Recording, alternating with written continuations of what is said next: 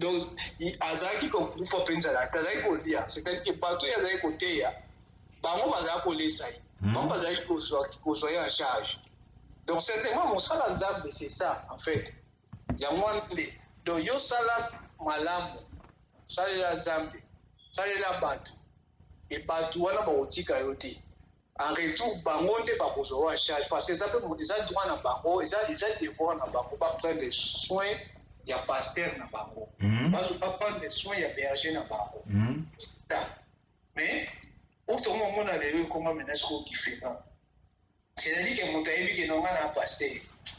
Donc, nous sommes eu ce bango, on s'en pas que la maille. Donc, on s'en a bouillé, allez, on s'en a bango, on a ma bonza, on a lia, et lobby pour nous au pasteur, on commence à l'osa la macambo. Pour moi, pasteur, on va au camino, moi, ça pas. Pasteur, okay, après pasteur, théâtre, une église, l'équipe peut battre, les autres, tu vas ma pauvre, tu vas faire des bouillards, tu vas parler peu à langue.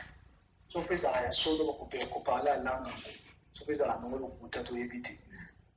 Mais, lobby, le gros, au Kangaï, au Kangaï, moi, c'est un bateau. Mais, sikoyo ngai so na mutu na sama na santimati parce que au moins izala ba musu ba boya ba we so bo azala na moto azape na ba faiblesse mais ce qu'on a so mutu so yebisa ka so dim to kenda opesa musana mundi pourquoi to kenda opesa dim so ka zala mutu kwa biso pourquoi dire la bongo na biso so pour rien pourquoi to kenda opesa ma bonza so ka zala mutu kwa biso so inga biso na ye différence exacte dans le comportement. Tout le temps, nous se comporter bien pour décailler. Alors, pourquoi nous avons bon, on a équipé ça? Pourquoi ça, il a même ça?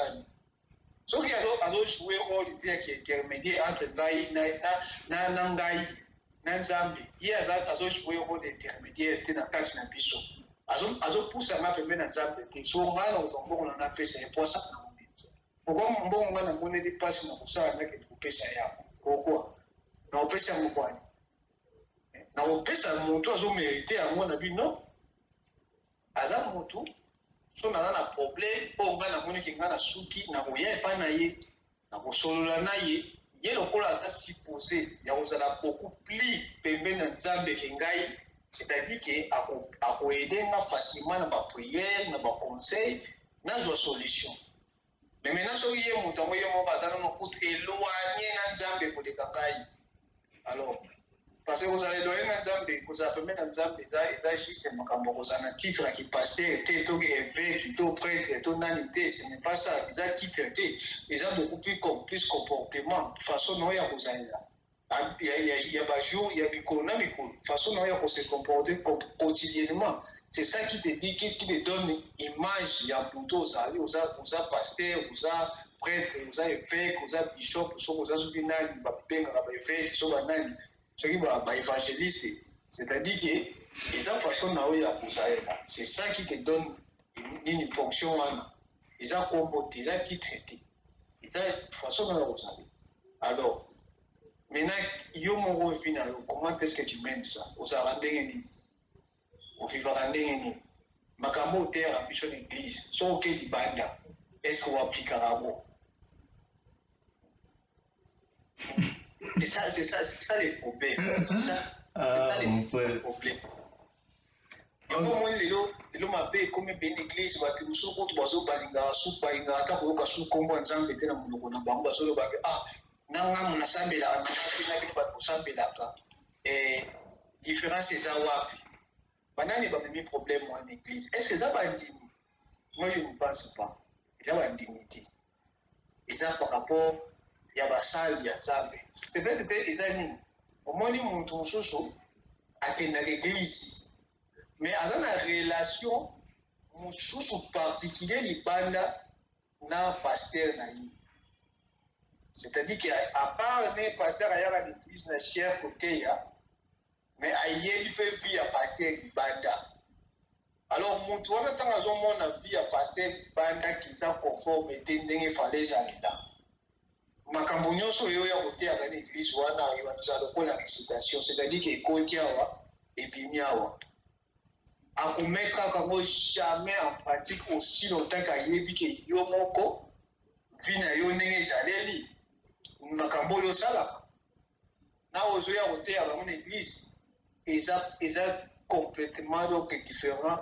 Donc à tout bandi koteyela bango bandi kobimisa tous les versets ya bible oyo nyonso balobaki soki bongola motema kosala nini akoyokana yango te akoyokana ye eza lokola une sorte ya récitation, c'est-à-dire que ekomi lokola eloko moko boye répétition quoi po mama te apona soloka na église presque nyonso soloka na biso yango non wana mpena la majorité en fait donc wana kolobaka chaque jour na l'église bateya nyonso bateyaka na l'église peut-être eteyeli nde ekeseni bateya nde ekeseni moto ndenge akoteyela yango nde yango ezalaka différent mais basujet nyonso wana bateyaka biso na église iko lelo tolobela sujet sabongolaki mai vino oyo yesu atambolaki mpona mai oyo asalaki mikambo boye après makambo wana nyonso wana si nayokana bango mais ezalaka kaka juste façon moto azoteyela yango nde eza différent na par rapport ndenge oyokelaka moko moteyi wana mosusu différence nango ezalaka wana général sujet nango ezalaka nango kaka alo ndeko oui naoyoka bon ngai nazomona bango ofoko mapaster oza moteyi monene boye bon soko biso bandimi yokana ndeko lobaka nzambe mpenza ye moko abenga nga mpenzaki na ngai na butu mpo alobaka nzambe abengi ye nga mpe nazela atunaki so nzambe abengi nga mpenzaki nga mona yoki na matoi na nga mpenaki no aisi bana lelo ifo osalela ngai memelaki no oyo eza mpenzaki likapo okuti mpa nzambe omona yo babible na babible sikoyo motuno na ngai ekomi boye yoka ndeko na osala yango te parce que nayebi ke et puis même quand à partir ya mokolo wana comportement nanga mpe moko oyo echange ok sikoyo ngai nazoloba nde boye par rapport oyo teyi biso na ozoteya ngai mingimingi par rapport ya basali ke oui ifale bazala komwemwa boye parce que biso bandimi toyaka mpe na courage ya kopesa mabonzo ya dime est ce que yo oteyi biso te sikoyo biso bandimi wana basali na nzambe bakoki koyoka mpe likambo na bango ebongo biso bandimi oyo fo tozwa responsabilité na biso na baoyo wana basali wana ifale mpe opesa mpe conseil kokende poids moko boye te deux poids deux mesures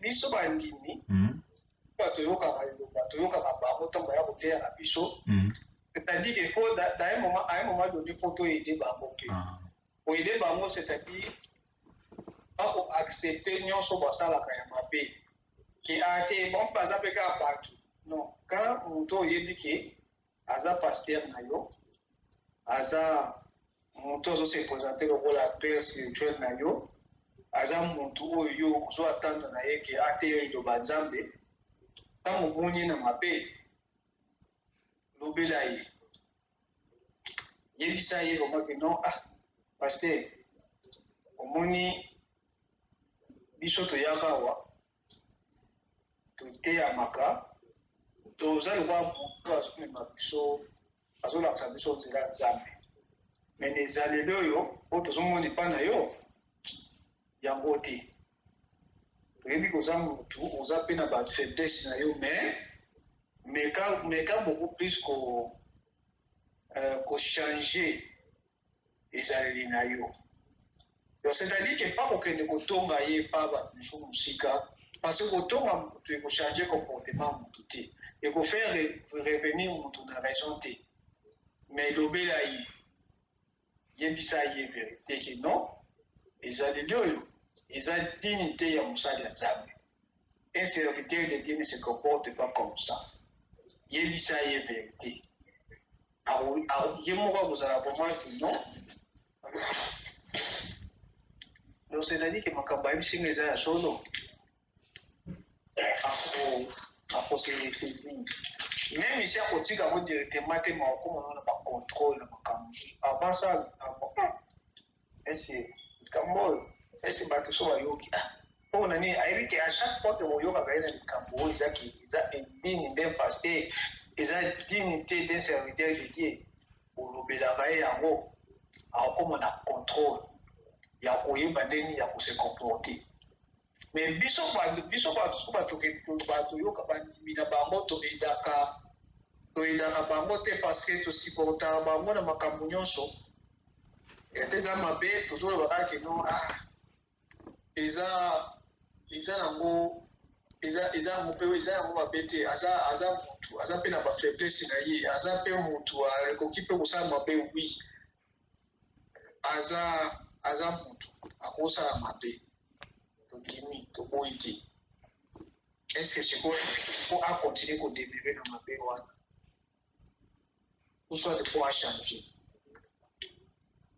po soki ye aza na mabe siko nga mpe nazokosa fonce na mabe maintenant en ce moment oyo l'église ezali siko en ce moment là pourquoi fo naya église parce que pourquoi naya kovanda na bana yokani pourquoi naya kopesa ye dini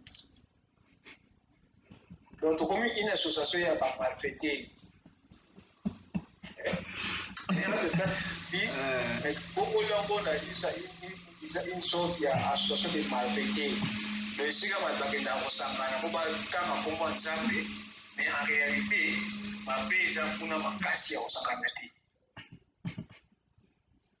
donc eza responsabilité na biso bandimi na bango baserviteur donc c'est-à-dire ke ntango nga namoni mosali ya nzambe oyo nga nakendaka epai na ye nayokaka ye azala lokola motu nga ateyaka ngai ntango namoni na mabe ifo nazala na courage ya kosaproche devant ye mpo nayebisa verité mpenake non eloko wana ozosala eza malamu te eza soni eza mabe oza mosala nzambe ondimaki osalela nzambe salela nzambe na boskolo te soki omoni ke vi wana eki mosali na nzambe ozokoka yango lisusu te zwa courage tika yango sala vivre vie mosusu